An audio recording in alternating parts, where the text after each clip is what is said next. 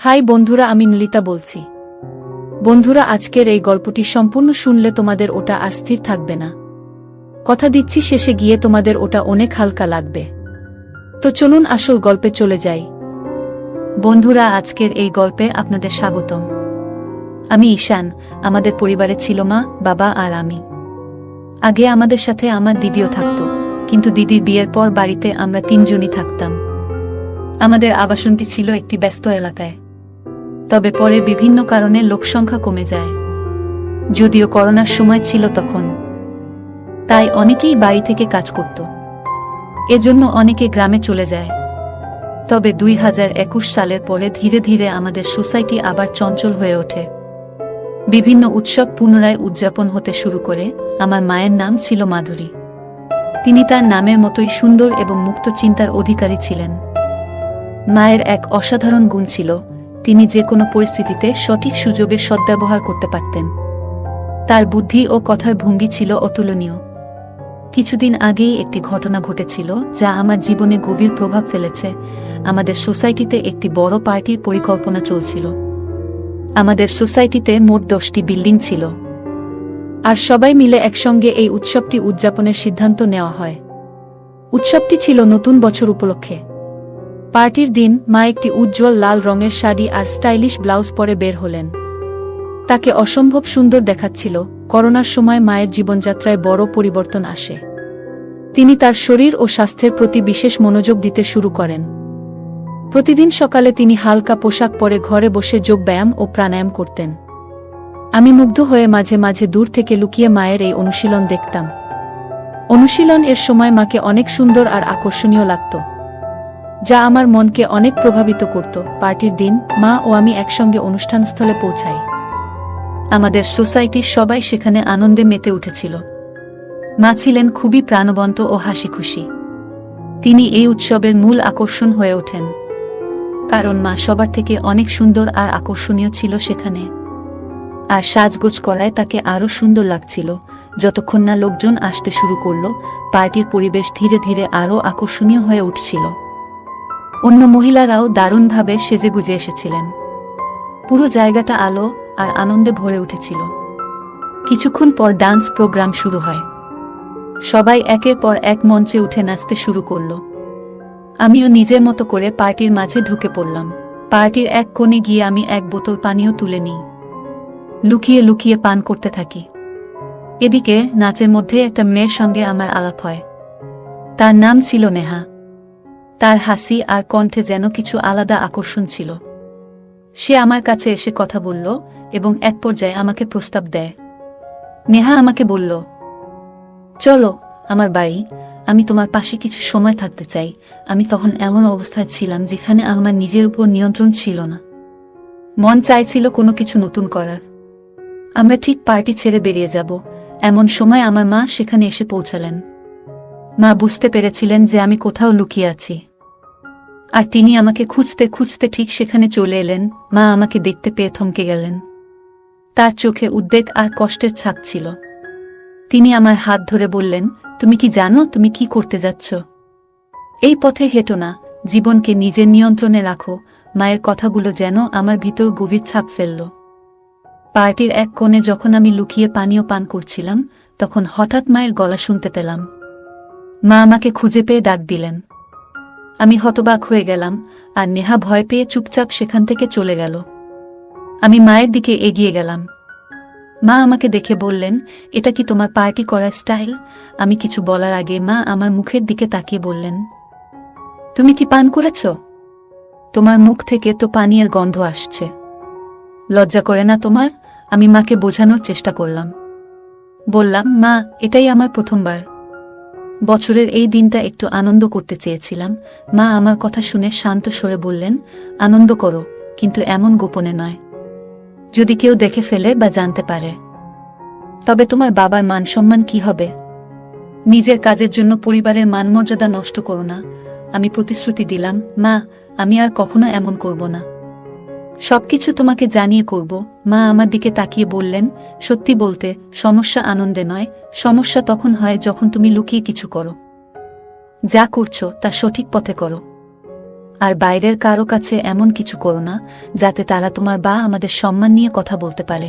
এরপর আমি মায়ের হাত ধরে বললাম, মা, আজকের দিনটা নষ্ট করো না, তুমি এসো, আমাদের সঙ্গে পার্টিতে যোগ দাও। মা আমার কথায় রাজি হয়ে গেলেন। আমরা আবার পার্টিতে ফিরে গেলাম। মা ধীরে ধীরে স্বাভাবিক হয়ে উঠলেন এবং অন্যদের সঙ্গে কথা বলতে শুরু করলেন। কিছুক্ষণ পরে লোকজন পার্টি ছেড়ে বেরিয়ে যেতে শুরু করল, কারণ ড্রিঙ্কস শেষ হয়ে গিয়েছিল। তখন মা আমাকে একটি টেবিলের কাছে নিয়ে গিয়ে বসলেন। হঠাৎ মা বললেন, আমিও একটা পানীয় চেখে দেখতে চাই।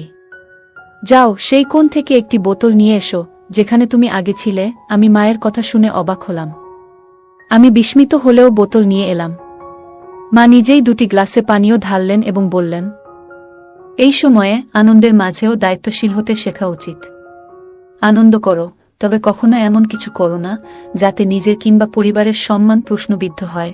মায়ের কথাগুলো আমার মনে গভীর দাগ কাটল। সেই দিনটি শুধু একটা পার্টি ছিল না, বরং জীবনের একটা গুরুত্বপূর্ণ শিক্ষা পেলাম সেই রাতে। মায়ের অনুরোধে আমি পানীয়ের দুটি গ্লাস তৈরি করলাম। মা জানতে চাইলেন, দুটি কেন? আমি মৃদু হেসে বললাম, একটি তোমার জন্য এবং একটি আমার জন্য। মা প্রথমে রাগ করে আমার দিকে তাকালেন, তবে আমার হাসি দেখে শান্ত হলেন। আমরা চিয়ার্স করলাম, আর মা দ্রুত নিজের গ্লাস শেষ করলেন। এরপর তিনি আমার গ্লাসটি নিয়ে সেটিও পান করতে শুরু করলেন। আমি অবাক হয়ে তাকিয়ে রইলাম। দুটি চুমুক পর আমি মায়ের হাত থেকে গ্লাসটি নিলাম এবং বললাম, আমি আরেকটি নিয়ে আসি। মা হেসে বললেন, তাহলে তাড়াতাড়ি যাও। আমি আরেকটি ছোট বোতল নিয়ে এলাম। এবারও দুটি গ্লাস তৈরি করলাম, একটি মায়ের জন্য এবং একটি আমার জন্য। মজার ব্যাপার হলো, আমি তখনও আমার গ্লাস শেষ করিনি, কিন্তু মা ইতিমধ্যে নিজেরটি শেষ করে বোতল থেকেই পান করতে শুরু করলেন। মা পুরোপুরি মাতাল হয়ে গেলেন, আর আমি একদিকে হাসতে হাসতে তাদের সামলানোর চেষ্টা করছিলাম। এরপর আমি মাকে ধরে সোফায় বসালাম। সময় তখন রাত 11:05। একে একে সবাই ছাদে চলে গেলেন নতুন বছরের শুভেচ্ছা জানাতে, কিন্তু আমি এবং মা নিচে রইলাম, কারণ তিনি তখন কিছুটা অসুস্থ অনুভব করছিলেন। আমি মায়ের পাশে বসে নিউ ইয়ার কাউন্টডাউন শুরু করলাম। ঘড়ির কাঁটা 12টা ছুতেই আমি মাকে জড়িয়ে ধরলাম এবং নতুন বছরের শুভেচ্ছা জানালাম। এটি ছিল আমার জীবনের প্রথমবার যখন আমি মায়ের সঙ্গে এত আপন মুহূর্ত ভাগ করলাম। মায়ের গালে পাউডার আর মেকআপের মিষ্টি সুগন্ধ তখনও আমার মনে গভীর দাগ কাটল। এই রাতটি শুধুই একটি নতুন বছর উদযাপনের জন্য ছিল না, এটি ছিল মায়ের সঙ্গে আমার জীবনের এক নতুন অধ্যায়ের শুরু। মা সেদিন একটু অসুস্থ বোধ করছিলেন। তিনি বললেন, আমার এক হাত ঠিক মতো কাজ করছে না এবং এক হাতে শরীরে চুলকাচ্ছিলেন। আমি দেখে বুঝতে পারলাম তিনি হয়তো একটু অস্বস্তিতে আছেন। আমি তার কাছে গিয়ে বললাম, মা, একটু বসো, আমি তোমাকে সাহায্য করছি। হঠাৎ আমার হাত তার গায়ে লেগে গেল। মা বললেন, কি হচ্ছে? একটু সাবধানে থাকো। আমি সঙ্গে সঙ্গে বললাম, সরি মা, এটা একেবারেই ভুল করে হয়েছে। মা মৃদু হেসে বললেন, ঠিক আছে, এমন ছোটখাটো ব্যাপারে চিন্তা করো না। এরপর আমি তাকে আরাম দেওয়ার জন্য পাশে বসে তার সাথে কথা বলতে শুরু করলাম। তারপর তিনি বললেন, আমি তখন থেকেই তোমাকে লক্ষ্য করছি। আমার শরীর চুলকাচ্ছিল, তাই আমি চুলকিয়েছি, কিন্তু তোমার দৃষ্টি সেদিকে চলে গেছে। তখন আমি আবার ক্ষমা চাইলাম এবং বললাম, এটা আর কখনো হবে না। তিনি বললেন, আমি তোমাকে ক্ষমা করছি না, শুধু একটু রাগ হচ্ছিল। তারপর তিনি আমাকে ঠাট্টা করে বললেন, আমার ছেলে ভয় পেয়ে গেছে, আমার ছেলে ভয় পেয়ে গেছে। তিনি ইচ্ছাকৃতভাবে এটি করছিলেন। তারপর আবার ঠাট্টা করে বললেন, এখন কেমন লাগছে? আমি বললাম, খুব ভালো লাগছে। এরপর তিনি আমাকে সোফায় ঠেলে দিলেন এবং বললেন, এখন দেখো আমাকে কেমন লাগছে। আমি মাকে দেখে বললাম, মা, তোমাকে আজ খুব সুন্দর লাগছে। মা মজা করে পোজ দিয়ে বললেন, আমাকে দেখো, আমি কি মডেলের মতো লাগছি? আমি হাসি থামিয়ে বললাম, মডেল তো নয়, তার থেকেও বেশি সুন্দর লাগছে। তখন মা ঠাট্টা করে বললেন, তাহলে কি আমি সেই মেয়েটির থেকেও সুন্দর যার সঙ্গে তুমি তখন গল্প করছিলে? আমি লাজুকভাবে হেসে বললাম, মা, তুমি সবার থেকে আলাদা, তোমার তুলনা হয় না। মা হেসে বললেন, ভালো করে বলো, সত্যি কথাই বলছো তো? আমরা দুজনই হেসে উঠলাম এবং সেই মুহূর্তটা খুব আনন্দময় হয়ে উঠল। আমি মাকে বললাম, মা, তোমার তুলনা কারো সঙ্গেই করা যায় না। মা মজা করে বললেন, তাহলে বলো, সেখানে কি এত পছন্দ করেছিলে? আমি হেসে উত্তর দিলাম, কিছু না মা, শুধু মজার ছলেই কথা বলছিলাম। মা হাসি দিয়ে বললেন, সব ঠিক আছে, আজ রাতটা একটু ভিন্নভাবে শুরু করি, নতুন বছরের আনন্দে মেতে উঠি। তখন আমি মজার ছলে বললাম, তুমি কি প্রস্তুত? মা মজা করে বললেন, আর যদি প্রস্তুত না থাকি? আমরা দুজনেই হেসে উঠলাম এবং সেই মুহূর্তটা হাসি ঠাট্টায় ভরে গেল। রাতে মা বললেন, তুমি কি সত্যি আমাকে সারা রাত এভাবে ধরে রাখবে? আমি মজা করে বললাম, হ্যাঁ, কেন নয়। তিনি হেসে আমার গালে মৃদু চিমটি কেটে বললেন, তোমার তো সবসময় তাড়াহুড়ো থাকে। আমি তাকে সান্ত্বনা দিয়ে তার ঘরের দিকে নিয়ে যেতে শুরু করলাম। তিনি হেসে নামমাত্র বাধা দেওয়ার ভান করলেন, কিন্তু তা ছিল মজার ছলে। ঘরে পৌঁছে আলো জ্বালিয়ে তিনি বললেন, এখন কি করব বলো? আমি মজার ছলে বললাম, আরাম করে ঘুমানোর সময় হয়েছে মা। তিনি একটু চিন্তিত ভঙ্গিতে বললেন, তবুও এত দেরি করে ঘুমানো কি ঠিক হলো? আমি হাসি মুখে বললাম, আজকের রাতটা বিশেষ মা, একটু মজা করলে ক্ষতি নেই। আমরা দুজনেই হেসে উঠলাম আর সেই মুহূর্তটা আনন্দে ভরে উঠল। তখন সে বলল, কিন্তু আমার তো জানা থাকবে, পরে যদি খারাপ লাগে। এখন হয়তো ভালো লাগছে, কিন্তু ভবিষ্যতে এই সম্পর্কের দিকটা হয়তো বদলে যাবে। আমি বললাম, তোমার প্রতি আমার অনুভূতি সত্যি। আমি অনেকদিন ধরে তোমার পাশে আছি, একজন ভালো বন্ধুর মতো। কিন্তু যদি আজ আমরা এই মুহূর্তটাকে হারিয়ে ফেলি, তাহলে হয়তো সবকিছু বদলে যাবে। সে এক মুহূর্ত ভাবল, তারপর বলল, ঠিক আছে, কিন্তু একটাই শর্ত, আজকের পর আর কখনো কিছু আশা করো না। আমি খুশি মনে বললাম, ঠিক আছে, আমি তোমার শর্ত মেনে নিচ্ছি। তারপর সে আমার দিকে তাকিয়ে জিজ্ঞাসা করল, তুমি এমনভাবে দাঁড়িয়ে আছো কেন? আমি বললাম, কিছু না। তখন মা বলল, তাহলে যাও, যদি তুমি না চাও। আমি বললাম, তোমার ইচ্ছা যদি না থাকে, তাহলে আমি চলে যাই। আমি বিছানায় বসেছিলাম, তখনই সে আমার হাত ধরে টেনে বলল, তুমি এত গম্ভীর কেন? সবকিছু এত সিরিয়াস ভাবে নিও না। আমি অবাক হয়ে বললাম, তাহলে তুমি চোখ বন্ধ করে আগে শুয়েছিলে কেন? সে হাসতে হাসতে বলল, আলোটা আমার চোখে পড়ছিল, তাই চোখ বন্ধ করেছিলাম। আমি আলো বন্ধ করে আবার শুয়ে পড়লাম। সেই রাতে পার্টির পরে আমরা প্রথমবার এতটা সময় একসঙ্গে কাটিয়েছিলাম।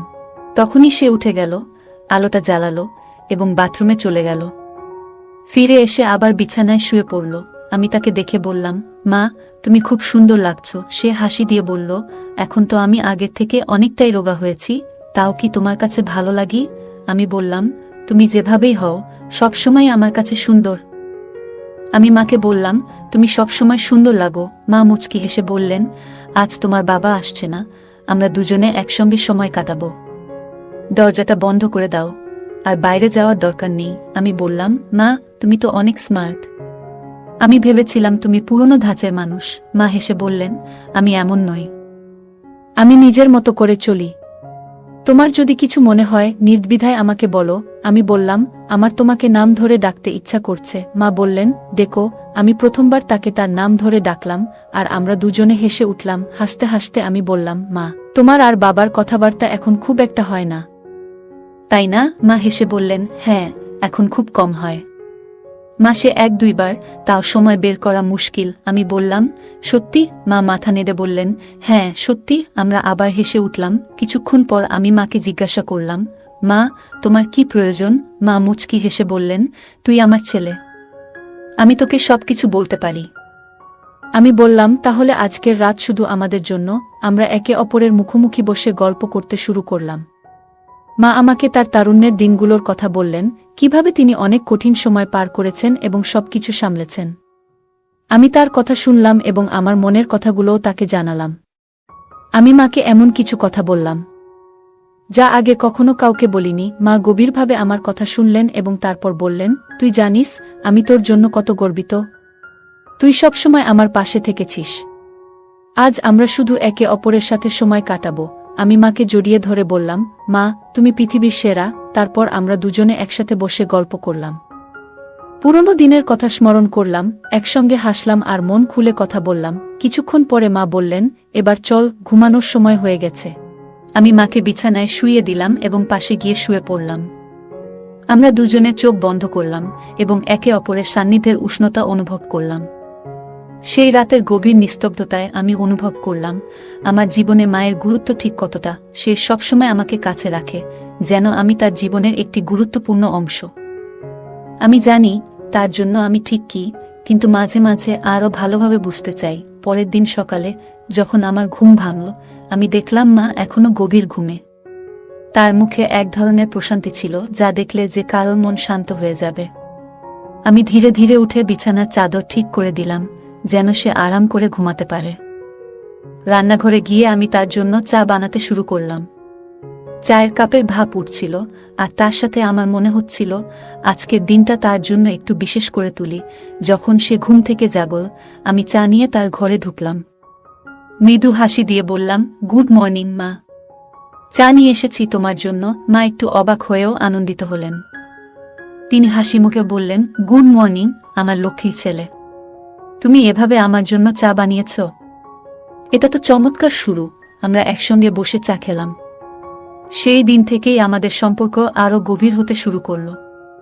আমরা প্রতিদিন একে অপরের সঙ্গে আরও বেশি সময় কাটানোর চেষ্টা করতাম। ছোট ছোট বিষয় থেকে শুরু করে বড় চিন্তাভাবনা, সবকিছু আমরা একে অপরের সঙ্গে ভাগ করে নিতে লাগলাম। সেই রাত, যে রাতে আমরা একসঙ্গে এতটা সময় কাটিয়েছিলাম, আমাদের জীবনে এক নতুন অধ্যায়ের সূচনা করল। আমরা দুজনেই একে অপরকে আরও ভালোভাবে জানতে এবং বুঝতে পারলাম। সেই মুহূর্তগুলো আমাদের সম্পর্ককে আরও দৃঢ় করে তুলল। তো বন্ধুরা, এটাই ছিল আজকের ছোট্ট গল্প। এমন আরও গল্প শুনতে চাইলে কমেন্টে জানাও। গল্পটি আপনাদের কেমন লাগলো কমেন্ট করে জানাতে ভুলবেন না। আর যদি গল্পটি ভালো লেগে থাকে তাহলে অবশ্যই লাইক করুন এবং আপনার বন্ধুদের সঙ্গে শেয়ার করুন। এমন আরও আকর্ষণীয় গল্পের জন্য আমাদের চ্যানেলটি সাবস্ক্রাইব করুন এবং বেল আইকনটি ক্লিক করতে ভুলবেন না, যাতে আমাদের কোনো গল্প মিস না হয়। ধন্যবাদ।